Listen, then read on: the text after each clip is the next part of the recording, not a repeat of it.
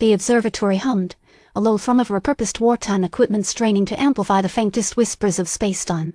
Professor Elias Finch, gaunt and trembling, stared at the swirling vortex projected onto the Martian Timeline Projection. It wasn't the red dust and ancient canals he expected. Instead, impossible geometries twisted within the display, a tapestry woven from angles that defied Euclid. "It's unstable, Elena," he murmured, his voice cracking, more than it was before. "Doctor." Elena Vance, her usual crisp demeanor fractured by worry, adjusted the dial on the chronometric amplifier. "The energy signature is off the charts. Alistair, Davies is reacting to it. It's like he's resonating with it." Davies lay strapped to a gurney within the subterranean levels, his eyes vacant, his body a shell. Project Chimera's neural synchronization attempt had failed spectacularly. Now, he pulsed with a faint, alien luminescence.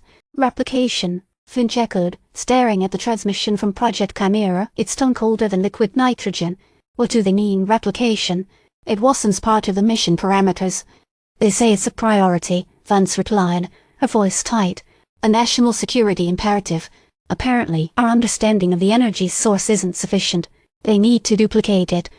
The message ended abruptly, leaving Finch to grapple with a rising tide of dread. He remembered the encrypted message he'd received a week prior, a warning about Project Chimera's true knowledge, about his own search extending beyond mere energy. He's dismissed it as paranoid ramblings then.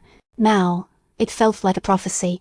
"They're manipulating us, Elena," he said, his voice low. "They know I'm searching for more than just energy. They know about the Weaver's Gambit."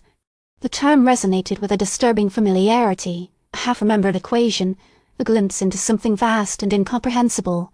He felt it then, a faint vibration beneath the surface of reality. Now it was a roaring torrent. Suddenly, the Martian Timeline Projection flickered violently. A voice, distorted and inhuman, resonated through the observatory. "The game had just begun, Professor Finch," it whispered. "The architects of time await." Within the subterranean levels, Davies' body convulsed. A voice, eerily similar to his own but laced with an alien cadence, emerged from his lips.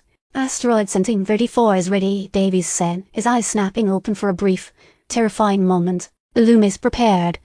Meanwhile, in Daedalus, the shuttle hurtling towards Asteroid 1734, Elias Finch, younger and more optimistic than the man staring at the timeline projection, frantically attempted to reroute power to the navigation system. "It's overloading, Thorne. I can't stabilize it," Elias shouted, his face slick with sweat.